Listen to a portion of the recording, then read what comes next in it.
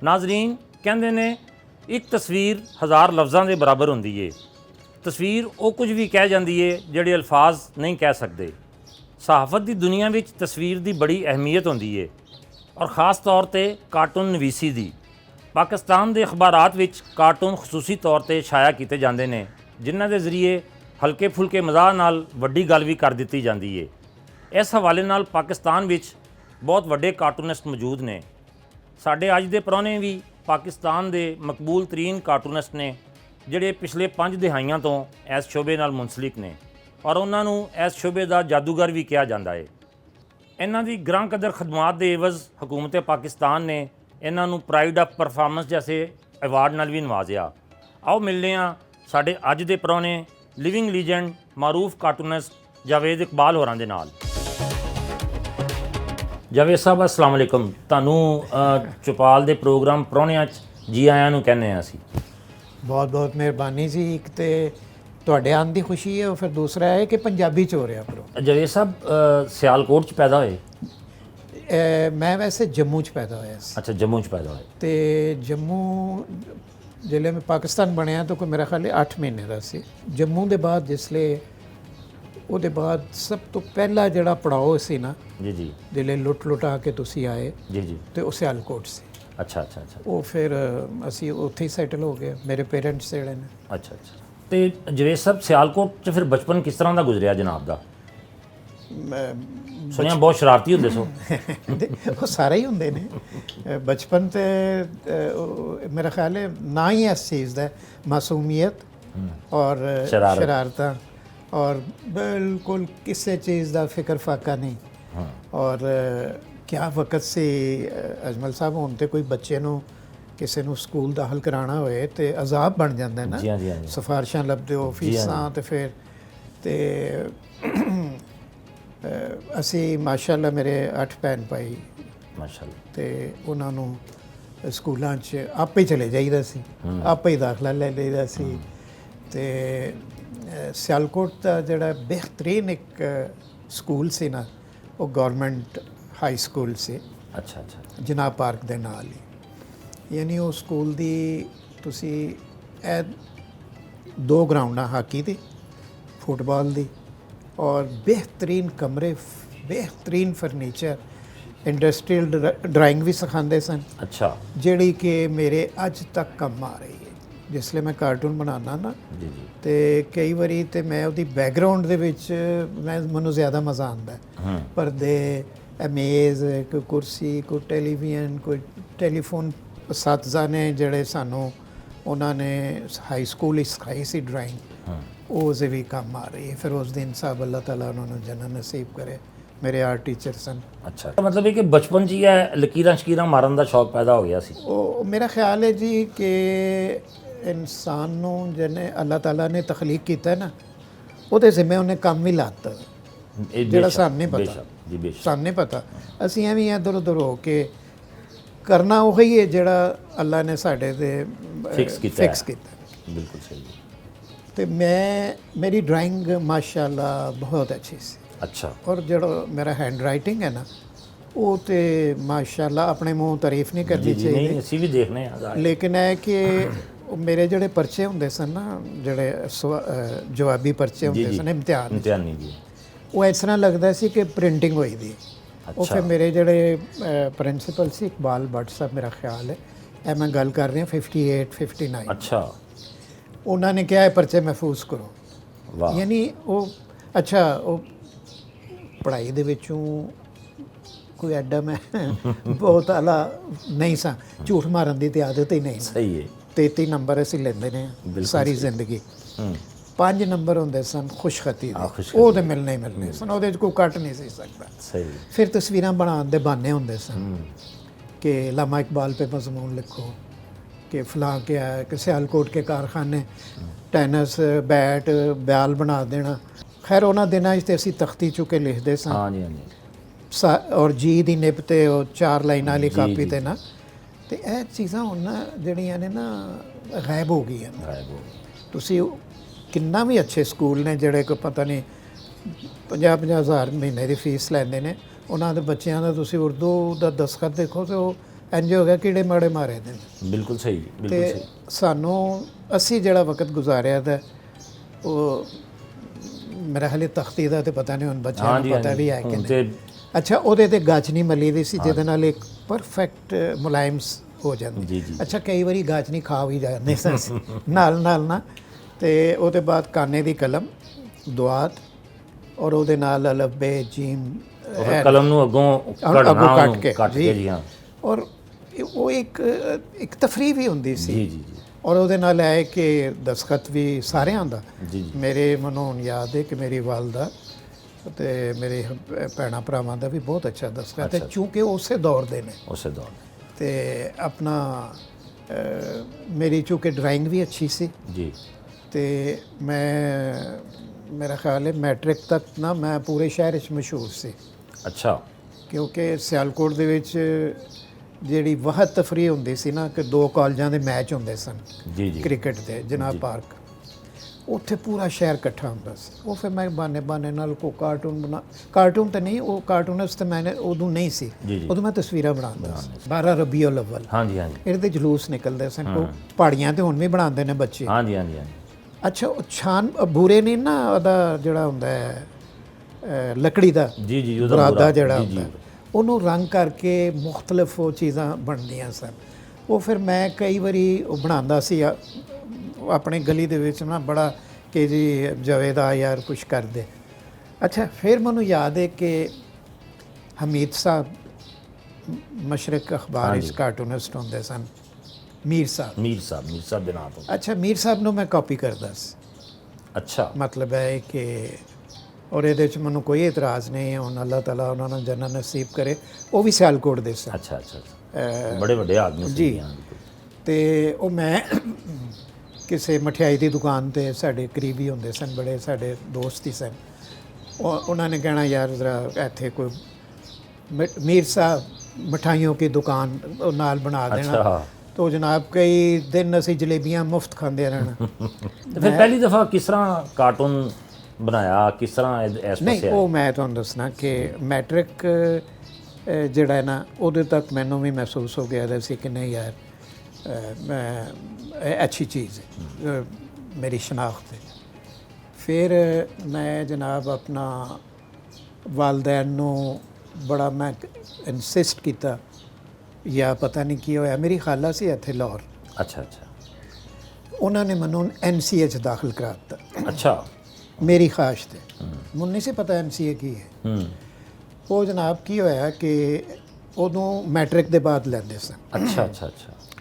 ਤੇ ਮੈਂ 61 ਦੀ ਗੱਲ ਹੈ, ਜ਼ਾਹਰ ਜਾਂ 2 ਦੀ, ਮੈਂ ਜਨਾਬ ਨੈਸ਼ਨਲ ਕਾਲਜ ਦਾਖਲ ਹੋ ਗਿਆ। ਵਾਹ ਵਾਹ ਵਾਹ। ਅੱਛਾ, ਨੈਸ਼ਨਲ ਕਾਲਜ ਦਾਖਲ ਹੋਇਆ ਤੇ ਨਈਰ ਦਾਦਾ ਜਿਹੜੇ ਨੇ ਨਾ, ਮੈਂ ਫਸਟ ਈਅਰ ਹੀ ਸਾਂ, ਉਹ ਫਾਈਨਲ ਵਿੱਚ ਸੀ। ਅੱਛਾ। ਇਹ ਤੁਸੀਂ ਅੰਦਾਜ਼ਾ ਲਾਓ ਕਿ ਦਾਦਾ ਸਾਹਿਬ ਜਿਹੜੇ ਨੇ, ਲੇਕਿਨ ਚੂँकि ਮੈਂ ਮੈਟ੍ਰਿਕ 60 'ਚ ਕੀਤਾ ਸੀ, 60 'ਚ ਜੀ ਜੀ, ਤੇ ਮੇਰੀ ਉਸ ਵੇਲੇ ਉਮਰ ਕੋਈ 14-15 ਸਾਲ ਸੀ। ਅੱਛਾ ਅੱਛਾ।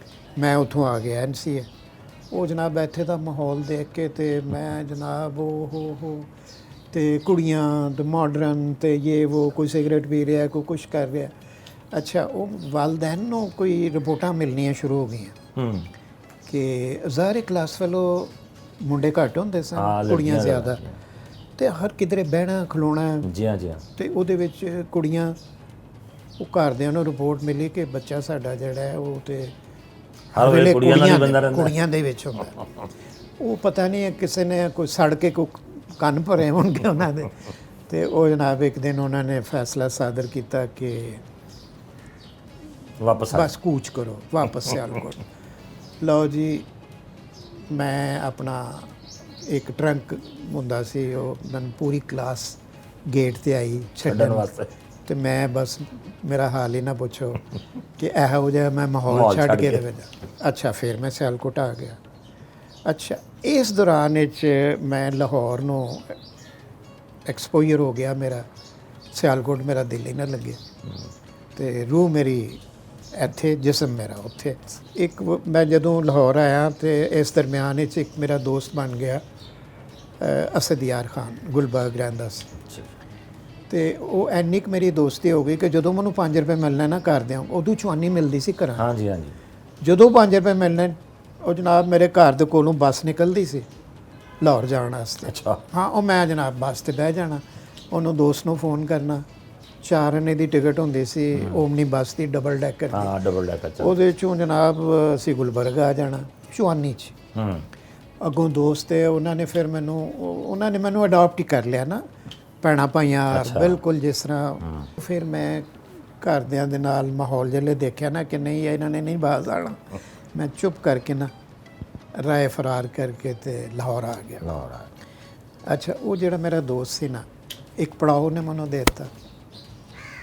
ਘਰੋਂ ਨਾਰਾਜ਼ ਆ ਮੈਂ, ਉਹਨਾਂ ਨੂੰ ਨਹੀਂ ਪਤਾ ਮੁੰਡਾ ਕਿੱਥੇ ਗਿਆ। ਅੱਛਾ। ਹਾਂ, ਇਸ ਦਰਮਿਆਨ ਵਿੱਚ ਤਫਤੀਸ਼ਾਂ ਹੋ ਰਹੀਆਂ ਨੇ ਕਿੱਥੇ ਗਿਆ ਮੁੰਡਾ। ਤੇ ਮੈਂ ਜ਼ਾਹਰ ਪੈਸੇ ਤੇ ਹੈ ਹੀ ਨਹੀਂ ਸਨ ਇੰਨੇ, ਤੇ ਮੈਂ ਖਾਣਾ ਪੀਣਾ ਫਸਟ ਕਲਾਸ ਸੀ, ਦੋਸਤ ਦੇ ਘਰ ਸੀ, ਲੇਕਿਨ ਮੈਂ ਕਿਹਾ ਯਾਰ ਕੋਈ ਹੁਣ ਕੰਮ ਲੱਭਣਾ ਚਾਹੀਦਾ। ਤੇ ਉਹ ਮੈਂ ਚਾਂਦ ਇੱਕ ਮੈਗਜ਼ੀਨ ਹੈ, ਚਾਂਦ ਮੈਗਜ਼ੀਨ, ਜੀ ਹਾਂ। ਉਹ ਹਿਸਟਰੀਜ਼ ਹੈ। ਉਹ ਇੱਕ ਮੈਗਜ਼ੀਨ ਸੀ ਜਿਹੜਾ ਕਾਰਟੂਨਾਂ ਨੂੰ ਨਾ, ਬਾਹਰ ਦੇ ਕਾਰਟੂਨਾਂ ਨੂੰ ਟਰੇਸ ਕਰਕੇ ਤੇ ਇਹ ਕਰਦਾ ਸੀ। ਮੇਰੀ ਚੂँਕਿ ਡਰਾਇੰਗ ਅੱਛੀ ਸੀ। ਅੱਛਾ। ਉਹ ਮੈਂ ਪਹਿਲੇ ਦਿਨ ਹੀ ਮੈਨੂੰ ਗਿਆ ਤਾਂ ਨੌਕਰੀ ਮਿਲ ਗਈ, 60 ਰੁਪਏ ਤੇ 2 ਘੰਟੇ ਰੋਜ਼ ਟਰੇਸਿੰਗ ਕਰਨੀ। ਅੱਛਾ। ਮਤਲਬ ਕਿ ਉਹ ਉਹਨਾਂ ਦਾ ਲਿਬਾਸ ਬਦਲ ਕੇ ਆਪਣਾ ਜਿਹੜਾ ਲਿਬਾਸ ਹੈ, ਉਹ ਮੇਰੀ ਐਸੀ ਟ੍ਰੇਨਿੰਗ ਹੋਈ, ਬਿਹਤਰੀਨ ਕਾਰਟੂਨਿਸਟਾਂ ਨੂੰ ਮੈਂ ਟਰੇਸ ਕਰਦਾ ਰਿਹਾ, ਉਹ ਬੜੀ ਦਿਲਜਮੀ ਨਾਲ। ਤੇ ਉਹ ਮੇਰੀ ਕਿਸਮ ਦੀ ਟ੍ਰੇਨਿੰਗ ਹੁੰਦੀ ਸੀ। ਉੱਥੋਂ ਮੇਰਾ ਜਿਹੜਾ ਕੈਰੀਅਰ ਹੈ ਨਾ, ਉਹ ਫਿਰ ਸਟਾਰਟ ਇਸ ਤਰ੍ਹਾਂ ਹੋਇਆ ਕਿ ਮੈਂ ਸਯਾਰਾ ਡਾਈਜੈਸਟ 'ਚ ਹੁੰਦਾ ਸੀ, ਇਲਸਟ੍ਰੇਸ਼ਨ ਕਰਦਾ ਸੀ। ਸਾਹਮਣੇ ਕੰਦੀਲ ਦਾ ਦਫ਼ਤਰ ਹੁੰਦਾ ਸੀ, ਸ਼ੇਰ ਮੁਹੰਮਦ ਅਖਤਰ ਤੇ ਮਹਿਮੂਦ ਸ਼ਾਮ ਸਾਹਿਬ। ਤੇ ਮਹਿਮੂਦ ਸ਼ਾਮ ਸਾਹਿਬ ਇੱਕ ਦਿਨ ਦਫ਼ਤਰ ਆਏ, ਕਹਿੰਦੇ ਨੇ ਜਾਵੇਦ ਯਾਰ ਉਹ ਸਾਡਾ ਕਾਰਟੂਨਿਸਟ ਚਲਾ ਗਿਆ ਤੇ ਕੱਲ੍ਹ ਈਦ ਹੈ ਤੇ ਕੋਈ ਬੱਕਰਿਆਂ ਦੇ ਕਾਰਟੂਨ। ਮੈਂ ਕਿਹਾ ਗੱਲ ਹੀ ਕੋਈ ਨਹੀਂ। ਲਓ ਜੀ, ਸਮਝੋ ਮੇਰੀ ਪਹਿਲੀ ਫਿਲਮ ਜਿਸ ਦਿਨ ਉਹ 4 ਕਾਰਟੂਨ ਛਪੇ ਨੇ ਨਾ ਬੱਕਰਿਆਂ ਦੇ, ਈਦ ਸੀ। ਵਾਹ। ਨਾਲ ਮੈਂ ਆਪਣੀ ਤਸਵੀਰ ਲਾਈ, ਰੰਗੀਨ ਐਡੀਸ਼ਨ ਸੀ ਨਵਾਏ ਵਕਤ ਦਾ, 67 ਅਕਤੂਬਰ ਦੀ ਗੱਲ ਹੈ। ਅੱਛਾ। ਉਹ ਜਨਾਬ ਜਿਲੇ ਛਪਿਆ ਉਹ ਹਿੱਟ ਹੋ ਗਿਆ, ਪਹਿਲੀ ਫਿਲਮ ਹੀ ਸਮਝੋ ਹਿੱਟ ਹੋ। ਵਾਹ ਵਾਹ। ਉਹਦੇ ਬਾਅਦ ਉਹਨਾਂ ਨੇ ਕਿਹਾ ਜੀ ਅਗਲੇ ਜੁਮੇ ਵੀ ਕਰੋ। ਅੱਛਾ, ਵੀਕਲੀ ਹੁੰਦੇ ਸਨ, ਇੱਕ ਸਟ੍ਰਿਪ ਹੁੰਦੀ ਸੀ ਜੁਮੇ ਦੇ ਜੁਮੇ, ਰੰਗੀਨ ਉਹ ਮੈਗਜ਼ੀਨ ਜਾਂ ਕੀ ਛਪਦਾ ਸੀ। ਉਹਨਾਂ ਨੇ ਕਿਹਾ ਜੀ ਪੂਰਾ ਮਹੀਨਾ ਕਰੋ।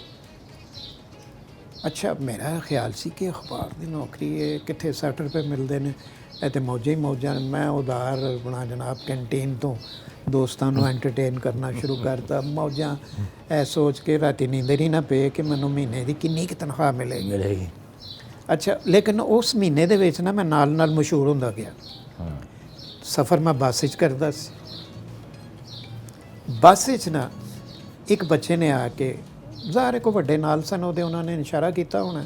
ਮੇਰੀ ਚੂँਕਿ ਤਸਵੀਰ ਆਉਂਦੀ ਸੀ 4 ਹਫ਼ਤਿਆਂ 'ਚ। ਅੱਛਾ ਅੱਛਾ। ਤੇ ਲਾਹੌਰ 'ਚ ਨਵਾਏ ਵਕਤ। ਹਾਂਜੀ ਹਾਂਜੀ, ਬੜਾ ਦੌਰ ਸੀ ਜੀ ਆਪਣਾ। ਉਹਨੇ ਕਿਸੇ ਨੇ ਇਸ਼ਾਰਾ ਕੀਤਾ, ਜਾਓ ਉਨਸੇ ਆਟੋਗ੍ਰਾਫ ਲਓ ਜੀ। ਆਟੋਗ੍ਰਾਫ ਲਿਆ ਤੇ ਮੈਂ ਕਿਹਾ ਲਓ ਜੀ, ਮੈਂ ਕੰਮ ਹੀ ਆ ਕਰਨਾ। ਯਾਨੀ ਆਟੋਗ੍ਰਾਫ ਦੀ ਤੁਸੀਂ ਇਹਨੂੰ ਲਾਈਟਲੀ ਨਹੀਂ ਲਓ। ਹਾਂਜੀ ਹਾਂਜੀ। ਇਹ ਤੇ ਸਾਡੇ ਕਈ ਪੁਰਾਣੇ ਦੌਰ ਜਿਹੜੇ ਹੁਣ ਐਲਬਮਾਂ ਬਣਾਈ ਦੀਆਂ ਹੁੰਦੀਆਂ ਸਨ, ਕਿ ਕਿੱਥੇ ਕਿੱਥੇ ਜਾ ਕੇ ਲੋਕਾਂ ਕੋਲੋਂ ਆਟੋਗ੍ਰਾਫ ਲੈਂਦੇ ਸਨ, ਸੰਭਾਲ ਕੇ ਰੱਖਦੇ ਸਨ। ਉਹ ਫਿਰ ਜਿਸਲੇ 1 ਮਹੀਨੇ ਬਾਅਦ ਹੋਇਆ ਨਾ, ਤੇ ਤਨਖਾਹ ਮਿਲੀ ਬੜੀ ਥੋੜੀ। ਲੇਕਿਨ ਮੈਂ ਫਿਰ ਕਿਹਾ, ਮੈਂ ਕਿਹਾ ਯਾਰ ਮਸ਼ਹੂਰ ਮੈਂ ਹੋ ਗਿਆ, ਮਸ਼ਹੂਰੀ ਬੜੀ ਇਹਦੇ 'ਚ, ਸ਼ੋਹਰਤ ਹੋ ਗਈ ਹੈ, ਹਰ ਬੰਦਾ ਗੱਲਾਂ ਕਰ ਰਿਹਾ, ਔਰ ਲੋਕਾਂ ਦੇ ਪ੍ਰੋਬਲਮ, ਕੋ ਪਾਣੀ, ਕੋ ਨਲਕਿਆਂ ਦੇ, ਬਿਜਲੀ ਦੇ, ਇਹ ਉਹ। ਮੈਂ ਕਿਹਾ ਯਾਰ ਅਸਲ 'ਚ ਠਿਕਾਣਾ ਮੇਰਾ ਹੈ ਸੀ ਨਾ, ਮੈਂ ਕਿਧਰੇ ਕਿਰਾਏ 'ਤੇ ਰਹਿੰਦਾ ਸਾਂ, ਨਾ ਰੋਟੀ ਖਾਂਦਾ ਸਾਂ ਬਾਹਰੋਂ। ਉਹ ਦੋਸਤ ਮੇਰਾ, ਮੈਂ ਉਹਦਾ ਅਹਿਸਾਨ ਨਹੀਂ ਭੁੱਲ ਸਕਦਾ, ਉਹਦੀ ਫੈਮਿਲੀ ਦਾ, ਕਿ ਉਹ ਜਨਾਬ ਆਪਣਾ। ਮੈਂ ਕਿਹਾ ਯਾਰ ਕੋਈ ਗੱਲ ਨਹੀਂ, ਉਦੋਂ ਵੈਲਿਊ ਵੀ ਨਹੀਂ ਸੀ ਪੈਸੇ ਦੀ, ਜਿੰਨੇ ਮਿਲਦੇ ਸਨ ਨਾ ਬਹੁਤ ਵੈਲਿਊ ਸੀ। ਮੈਂ ਕਿਹਾ ਯਾਰ ਠੀਕ ਹੈ। ਲਓ ਜੀ, ਨਵਾਏ ਵਕਤ ਵਿੱਚ ਫਿਰ ਮੇਰਾ ਜਿਹੜਾ ਅਕਤੂਬਰ 67 ਤੋਂ ਮੈਂ ਇਸ ਪ੍ਰੋਫੈਸ਼ਨ 'ਚ ਆ ਗਿਆ, ਬਕਾਇਦਾ ਆ ਗਿਆ। ਉਹ ਮੈਂ ਛੱਡ ਦਿੱਤੀਆਂ ਤਸਵੀਰਾਂ ਬਣਾਉਣੀਆਂ, ਕਾਰਟੂਨ ਸ਼ੁਰੂ ਹੋ ਗਏ। ਔਰ ਨਵਾਏ ਵਕਤ ਦਾ ਮੇਰਾ ਜਿਹੜਾ ਦੌਰ ਹੈ ਉਹ ਦੋ ਵਾਰੀ ਦੌਰ ਨੇ। ਇੱਕ ਵਾਰੀ ਕੀ ਹੋਇਆ, ਮੈਂ ਥੋੜੇ ਦਿਨ ਨਹੀਂ, ਮੈਨੂੰ ਹੁਣ ਯਾਦ ਨਹੀਂ, ਕੁਛ ਮਹੀਨਾ ਹੀ ਕੰਮ ਕੀਤਾ, ਮੈਨੂੰ ਕੋਈ ਮਰੀ ਲੈ ਗਿਆ। ਅੱਛਾ ਜ਼ਿੰਦਗੀ 'ਚ ਮੈਂ ਪਹਿਲੀ ਵਾਰੀ ਮਰੀ ਗਿਆ। ਲਓ ਜੀ, ਮੈਂ ਸਿਆਲਕੋਟੋਂ ਲਾਹੌਰ ਆਇਆ ਸੀ ਤੇ ਮੈਂ ਪਰੇਸ਼ਾਨ ਹੋ ਗਿਆ ਲਾਈਟਾਂ ਤੋਂ ਕੇ, ਤੇ ਉਹਦੇ ਬਾਅਦ ਮੈਂ ਜਿਸਲੇ ਮਰੀ ਦੇਖਿਆ ਤੇ ਮੈਂ ਕਿਹਾ ਯਾਰ ਮਰੀ ਦਾ ਮਾਲ ਰੋਡ ਹੋਏ ਹੋਏ ਹੋਏ, ਇਹ ਕੀ ਚੀਜ਼ ਹੈ। ਉਹ ਮੈਂ ਇੱਕ ਦਿਨ ਦੀ ਬਜਾਏ ਮੈਂ ਭੁੱਲ ਭੱਲ ਗਿਆ ਨਵਾਏ ਵਕਤ ਨੌਕਰੀ ਲੱਗੀ 8-10 ਦਿਨ ਮੈਂ ਉੱਥੇ ਕਿਤੇ ਪਿੱਛੋਂ ਨਿਜ਼ਾਮੀ ਸਾਹਿਬ ਨੇ ਕੱਢ ਦਿੱਤਾ। ਅੱਛਾ ਲਓ ਜੀ, ਨਿਜ਼ਾਮੀ ਸਾਹਿਬ ਨੇ ਕੱਢ ਦਿੱਤਾ ਤੇ ਇਹ ਗੱਲ ਹੈ 67-68 ਦੀ। ਅੱਛਾ ਮੈਂ ਚਲਾ ਗਿਆ ਜੀ ਇਮਰੋਜ਼। ਅੱਛਾ ਅੱਛਾ ਅੱਛਾ ਅੱਛਾ ਇਮਰੋਜ਼ ਜਿਹੜਾ ਹੈ ਬੜਾ ਜ਼ਬਰਦਸਤ ਅਖਬਾਰ, ਮੈਂ ਕਹਿੰਦਾ ਉਹਦੀ ਜਿਹੜੀ ਕਿਤਾਬਤ ਸੀ ਨਾ, ਹਾਂਜੀ ਹਾਂਜੀ ਹਿੰਦੁਸਤਾਨੀ ਕਿਤਾਬਤ ਸੀ, ਉਹਦੀ ਜਿਹੜੀ ਪੇਸਟਿੰਗ ਸੀ, ਬਹੁਤ ਹੀ ਖੂਬਸੂਰਤ ਅਖਬਾਰ। ਖੈਰ ਉੱਥੇ ਗਏ ਜਨਾਬ, ਇਮਰੋਜ਼ ਦੀਆਂ ਪੌੜੀਆਂ ਜਦੋਂ ਵੀ ਮੈਂ ਚੜ੍ਹਦਾ ਸੀ ਨਾ, ਕਦੀ ਇਬਨ ਸ਼ਾਹ ਨਾਲ ਮੁਲਾਕਾਤ ਹੋ ਗਈ, ਕਦੀ ਫੈਜ਼ ਸਾਹਿਬ, ਕਦੀ ਫਲਾਣਾ ਕਦੀ ਫਲਾਣਾ। ਅੱਛਾ ਸਾਨੂੰ ਨਹੀਂ ਪਤਾ ਇਹ ਕੀ ਲੋਕ ਨੇ, ਜੀ ਹਾਂ ਇਹ ਹੁਣ ਬਾਅਦ ਵਿੱਚ ਪਤਾ ਚੱਲਿਆ ਯਾਰ ਉਹ ਤਾਂ ਸਾਡੇ ਕੋਲੋਂ ਲੰਘ ਜਾਂਦੇ ਸਨ। ਉਹ ਜਿਹੜਾ ਮੇਰੇ 7-8 ਸਾਲ ਨੇ ਨਾ ਇਮਰੋਜ਼ ਦੇ, ਉਹ ਬਿਲਕੁਲ ਕਿਸੇ ਗਿਣਤੀ 'ਚ ਨਹੀਂ। ਅੱਛਾ ਦੁਬਾਰਾ ਜਨਾਬ ਫਿਰ ਮੇਰਾ ਜਿਹੜਾ ਨਵਾਏ ਵਕਤ ਵਿੱਚ ਇੱਕ ਟੈਨੋਰ ਆਇਆ ਨਾ, ਤੇ ਉਹ ਫਿਰ ਕਮਾਲ ਦਾ ਸੀ। ਜ਼ਿਆਉਲ ਹਕ ਸਾਹਿਬ ਦਾ ਟਾਈਮ ਸੀ, ਜੀ ਹਾਂ ਸਾਰੇ ਅੱਧੀ ਅਖਬਾਰ ਸੈਂਸਰ ਹੁੰਦੀ ਸੀ, ਸੈਂਸਰ ਹੁੰਦੀ ਸੀ। ਲੇਕਿਨ ਮੇਰਾ ਕਾਰਟੂਨ ਨਹੀਂ ਸੀ ਸੈਂਸਰ ਹੁੰਦਾ।